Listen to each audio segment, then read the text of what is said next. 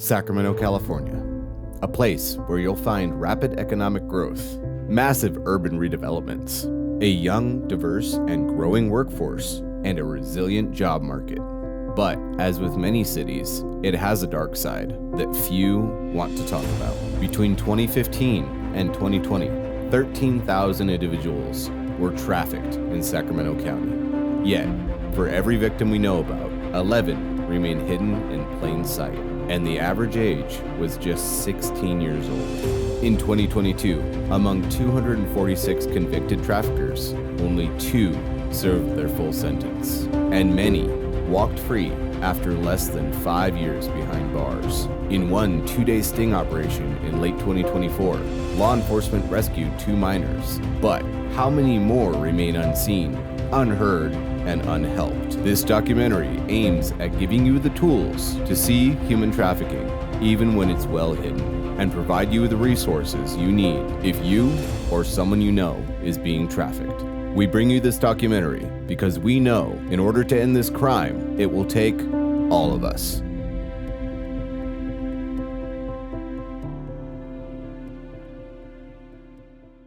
My name is Ken Burns. I'm the founder of Drive for Impact Foundation.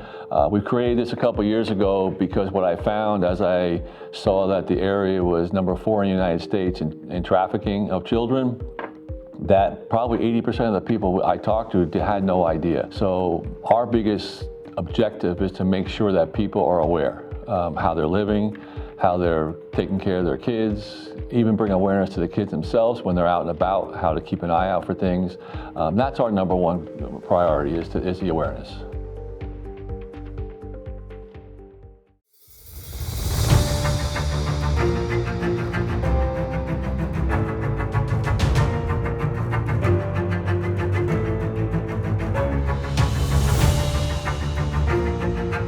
In the heart of Sacramento, a silent crisis continues, hidden in plain sight.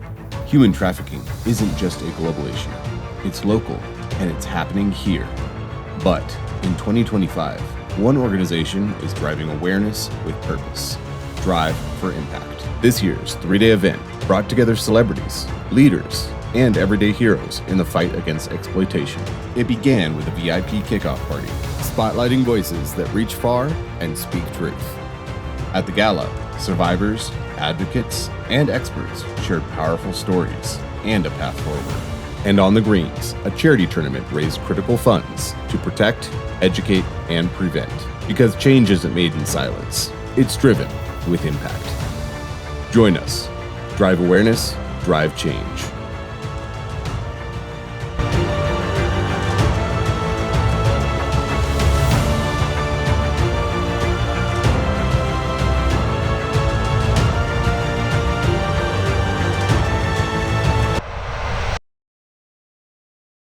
My name is Trent Steele. I'm the President and National Director of Investigative Operations for Anti-Predator Project.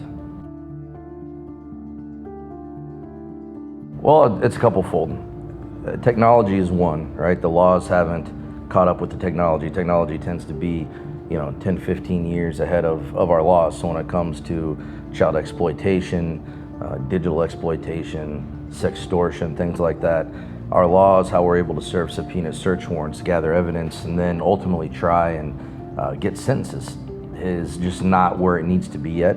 So there's a ton of gaps in our criminal justice system and our policies. And then each state is different, right? Some states are holding predators more responsible than others. They just, and in Florida and I believe Tennessee, they just made any offense involving a child under 12 or 13 a capital offense. And they're the only 2 states that have that so far. So the laws vary from state to state. They need to become more uniform. We need to have more severe penalties for anything involving children. We need to have more severe penalties for anybody involved in human trafficking in general. Doesn't matter if it's an adult or if it's a juvenile. The laws just need to be more strict.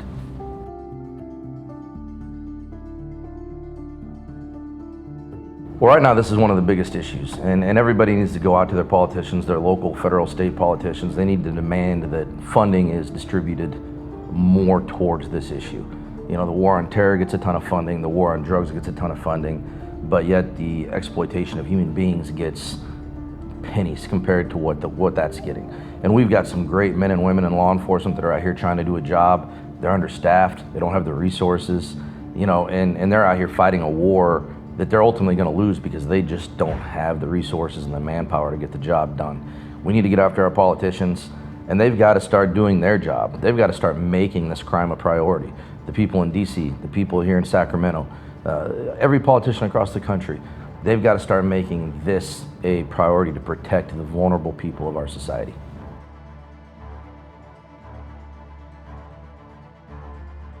So all three of those are huge, right? Because everybody wants to know, well, what does a trafficking victim look like? A trafficking victim can be anybody. What makes somebody susceptible to being a trafficking victim is having a vulnerability somebody can exploit. So whether that's they've got an immigration issue, the bad guys, they bring them over here, they take their identification, they take their money, and they say, hey, listen, now you've got to work off this debt, right? So whether it's an immigration issue, whether it's an education issue, whether it's coming from a broken home, low education, anything that makes somebody susceptible to be conned, to be exploited, that's always going to be an issue. So all of those issues plus many others make somebody vulnerable to be exploited and add issues to the problem. Yes, my name is Jason Wendt. I am the Executive Director for the Watt Avenue Partnership, also known as the 80 Watt PBID, which stands for Property Business Improvement District. That's in North Highlands, California. Right now, probably the biggest gaps would have to be regulatory gaps in the laws. There are certain laws that, if there's too many steps and layers from, I'll call it caught to convicted. So by the time someone gets caught doing something, through the process of conviction, there are too many various loopholes, whether that would be their mental health. Okay, well, if their mental health, that really wasn't them. So we're going to release them and they're going to be on some sort of a program and then they snap and do something else. So I think that there could be more strict laws, rules and regulations to help make sure that if someone is caught in that type of activity, that they just can't do it again. Oftentimes, because trafficking is such a big issue, I think that there's a risk of the girls being a statistic instead of the individual humans that are being affected by being trafficked. It's such a big problem. It's a big elephant in the room. It's organized. The traffickers are not idiots. They're smart, they're funded, they're organized, they're practiced, and they're resourced. So we have to be funded, better organized, have counterintelligence, and be sufficiently resourced to counter what they already have dug into in the networks that they have. So there's cross-pollination happening. Trafficking isn't without relationships with other organizations, drugs, gangs, those sorts of things. And they're also organized, well-funded, resourced, and dangerous. And then there's the other part of it, right? There's the stigmas that are out there. Well, there's choices that they made, or they're just on drugs, and so of course they're gonna go out and do whatever they do to get their drug. And there's all kinds of ways that people can spin it without understanding what they're talking about, to be frank. No one wants to be a slave. Let's just be honest. Who wants to be a slave? Nobody does. And so, if it doesn't tear at the heartstring in every fiber of our body to say, this is wrong, we can't have people being trafficked. I'm gonna talk about women in specific, because there are men trafficked too, sure, but at such a smaller scale. We're talking about women and children primarily.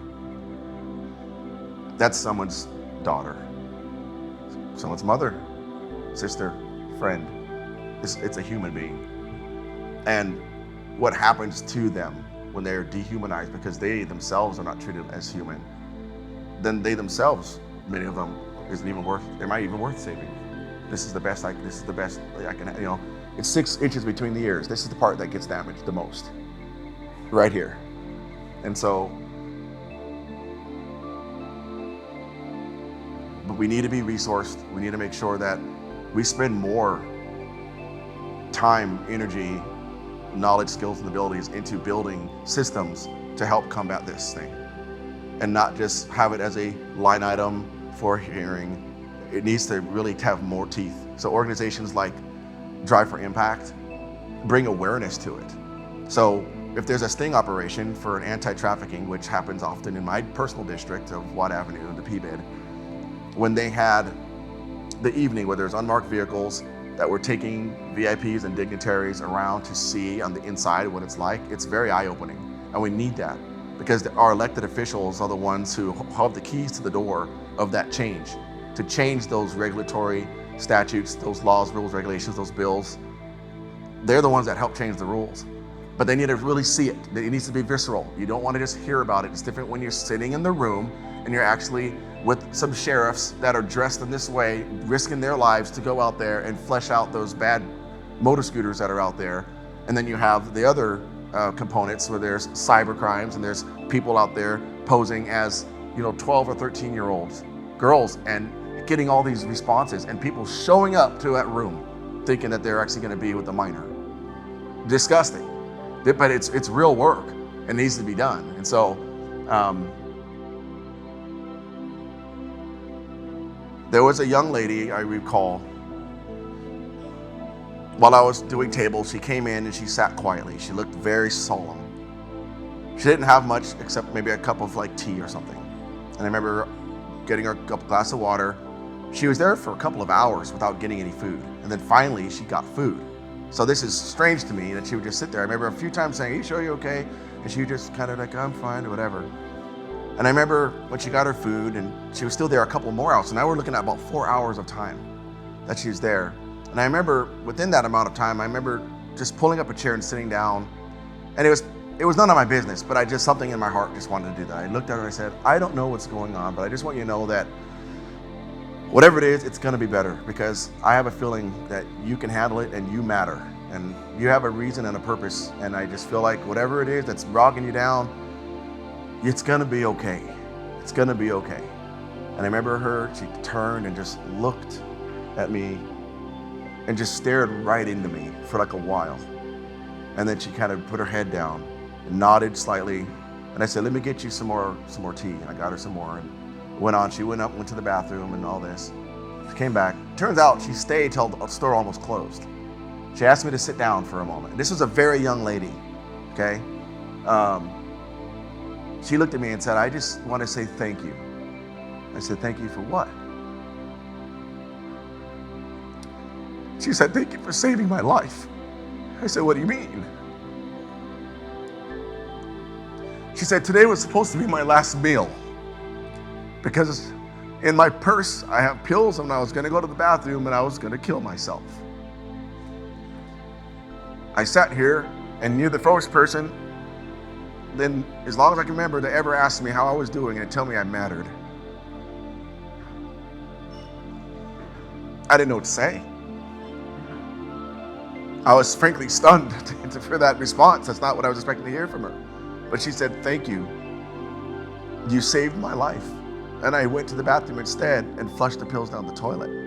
And I just want to know if I can give you a hug. And I said, "Yeah." And I gave her a hug and we held each other for a while. And then I got emotional a little bit. She was too. It was overwhelming. And then she cleaned herself up and whatever. And then she just kind of looked at me and she had this kind of a sparkle. It was different. Her shoulders, it was different. She seemed different than when she was there for that 4 hours. And she got to the door, and when she grabbed the handle, she stopped one last time and looked up at me, and she had this renewed sense of value, it seemed like, esteem, I would say. Took a deep breath, kind of nodded at me, and then walked out. I don't know what happened to her. I don't know what was happening to her to cause her to want to do that. I don't know if it did or did not have anything to do with what we're here for Drive for Impact. But whatever it was, this young lady, she was mid to late teens maybe, wanted to off herself because she didn't think she was worth living. She didn't value it until I looked at her and I said, I have no idea. I just have this feeling, and you are worth it, whatever it is. Forgive the interruption.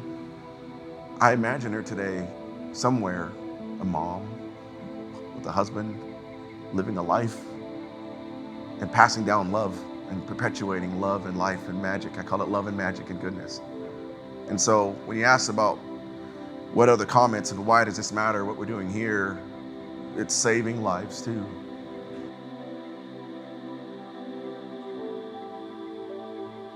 Remember, you are here on purpose, for purpose, by design. You are not an accident. God loves you, and so do I.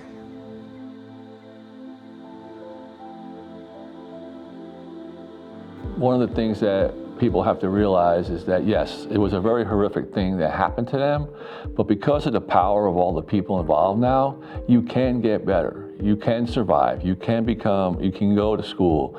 You can have a family. There are things that now, will they ever forget what happened to them? Probably not. But if they have the understanding that once they're sitting there in front of some of these organizations that this is step one, I will get better. That's important to us. That's important to me. We have people on our board that have been through crazy stuff. Now they have, degrees. One of them has a master's degree. Yes, it's very alarming what happened, but there's also a tremendous amount of help out there for them, and that's what we're trying to help as well.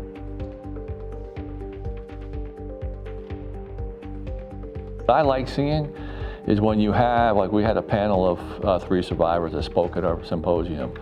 What I like now is that the survivors are becoming okay with talking about what happened to them because they see the value of how it's helping newer people. And it's not easy for them. It's, I've seen a full hand where they could be up on stage talking, they get off the stage and they're upset. But what I see with more and more survivors is that they're taking value in showing where they are today so that other people can realize that it's okay, they can get better. That I like to see.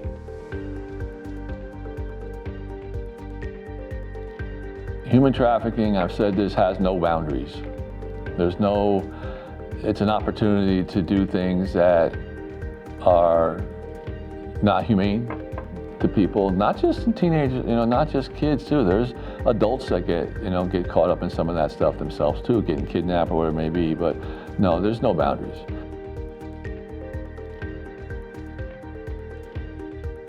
I like to talk to the boys a little bit more when they have sisters to help them to become more aware around what's around their sisters and stuff, because what I found too is that siblings talk to each other more than they'll talk to their parents.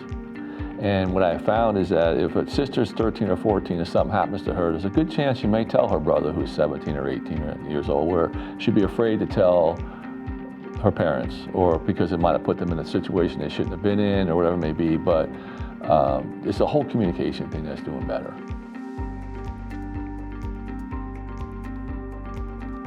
This was the second year that we were actually Drive for Impact. It was actually our 4th year. We were involved in some other areas. But this is our second full year as Drive for Impact, yes. The tournament was, did a lot. My biggest thing again is to create awareness from the tournament, and we've gotten so many phone calls and so many organizations and individual sponsors who want to be involved in the monthly things that we're going to be doing, going into different counties to bring awareness and have symposium seminars where people are going to be able to learn from sheriff departments who we partner with, where they can learn about the internet, they can learn about AI, they can learn about all the individual things to stay away from as parents and as children.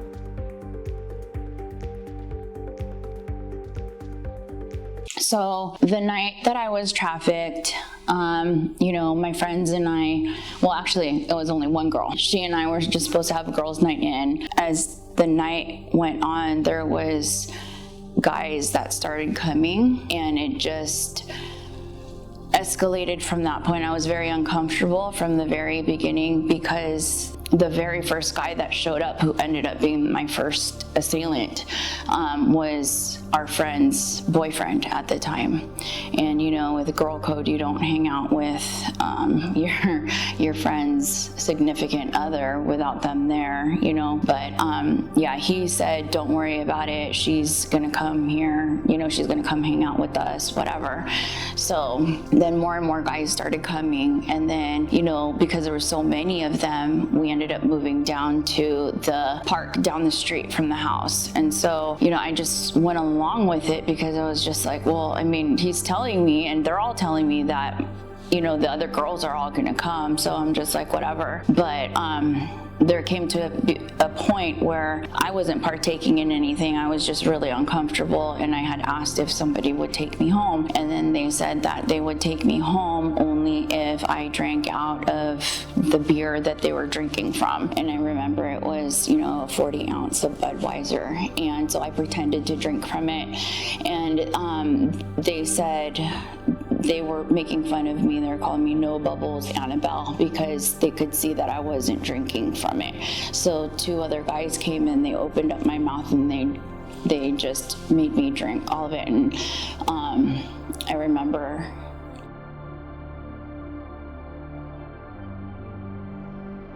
passing out at that point.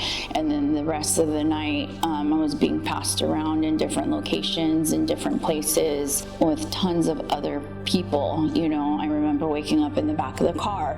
I remember waking up in a parking lot, and they were right next to me, my friend, and I was like banging on the window, because I saw her, and she actually winked at me and turned, and and I was just like, I was just so confused. And then I kept blacking out, so they kept drugging me. I remember waking up in 4 different cities because I saw landmarks of, so this happened in the Bay Area. And then the very last few assaults, I remember hearing them saying that, they're like, well, it's getting really, really late, almost, warning, what are we going to do with her? And they said, well, she just lives down the street. They were like, what do you mean down the street? So in my head, I'm like, okay, I'm near my house. They know where I live. My face was covered at the time, and they had said, what do you mean? She just lives down the street. Do you know who lives down the street? And my brother was an active gang member at the time, so they knew where we lived. And they uncovered my face, and then they were like, do you know whose sister this is? He's gonna kill us. And then they were just, I remember the panic in their voices and just all of that. And the next thing I knew, they said, get rid of her. I'm already foggy headed, but I'm hearing all this and I can't move, so it's just the sheer panic just steps in. I remember them throwing me over, and the next thing I knew was only again by the grace of God that my arm was able to hook over the railing, and I was just screaming. I was screaming for my life, and I was just like, please come back for me, because I saw them leaving. And I was just screaming, and I had asked them to please come back for me, and I promised that I wouldn't tell anybody. And it seemed like forever, but I could feel myself slipping, and then they came and got me because I was just screaming bloody murder. I had never screamed that loud. I could still remember and hear the screams, it just echoes in my ears. They came and got me, and they threw me in the trunk, and then they threw me onto my parents' driveway. And I remember crawling into the house and going up the stairs and straight into the shower because I had feces all over me. At the time, I was like, why would somebody do that to me? They thought of me as garbage.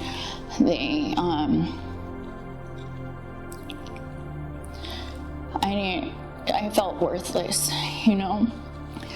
And so I just remember rocking myself back and forth in the shower, really still, again, foggy headed, not knowing what had happened, but I just knew that I was hurting. I was bleeding all over. I had bruises, going up and down, somebody had taken a bat and beat me with it. I had bruises all over my arm. arms. Like it just, the only thing, the night wore on, I remember just passing out. And then like for 2 weeks, I kept having nightmares.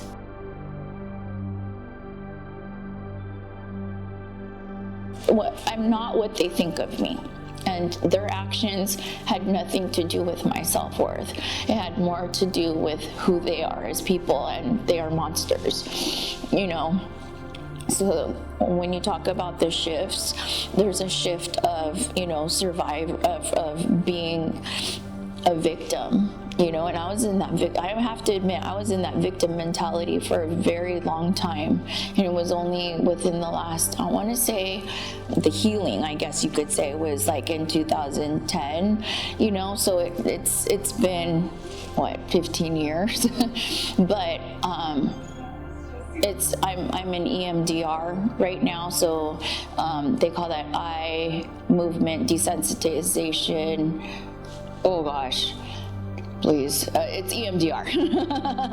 But it's really it's desensitizing the trauma that is in your head. But as I was saying, that you just, from moving from victim to a survivor, it takes a very long time, and it's, you know, it's dependent on the person.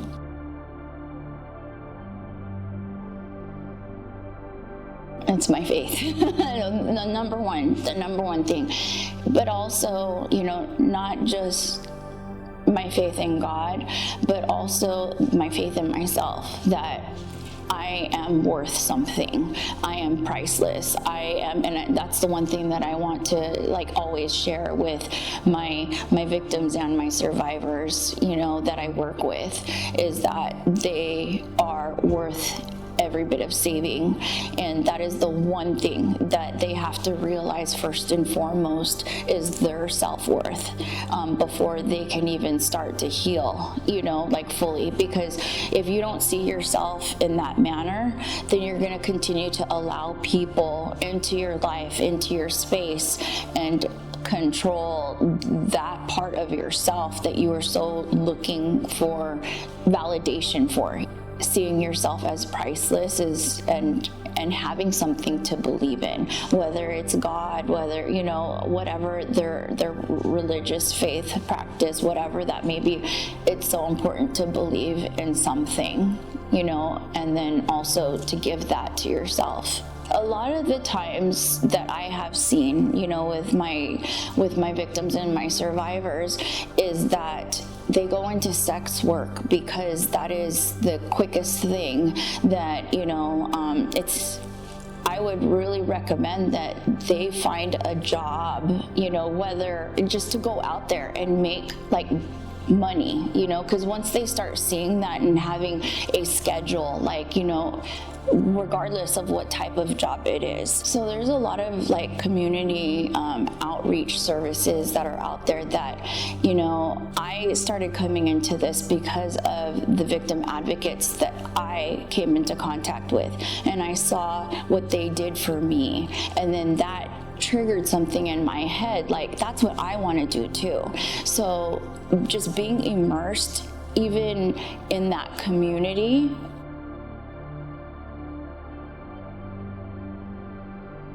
yeah, there's actually a case right now in Fremont where a 16-year-old girl was meeting, she's a gamer, and so she met on Discord, you know, and she's missing right now. She's actively missing right now. Nobody can find her.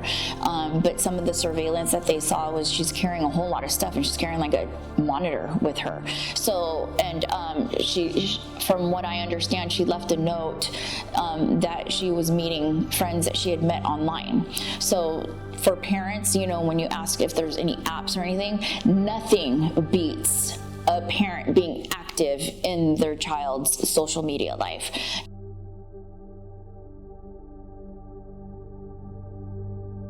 Every person and every life is worth everything in the world to be saved.